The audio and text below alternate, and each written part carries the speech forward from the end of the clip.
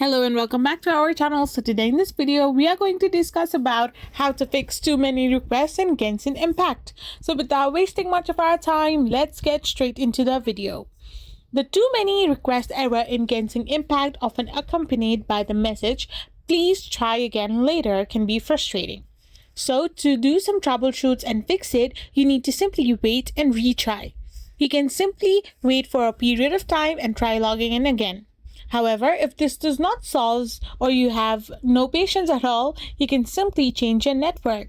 You need to simply switch to a different internet connection like mobile hotspot, which might solve the issue. Now you can even clear your browser cache and flush DNS cache. After doing everything, you can simply check your VPN as well and contact Hoyover support if needed. So this is how you can simply fix too many requests in Genshin Impact. I hope you found this video helpful, so don't forget to hit that subscribe button and do give us a thumbs up. We will be back again with more informative videos. Thank you for watching.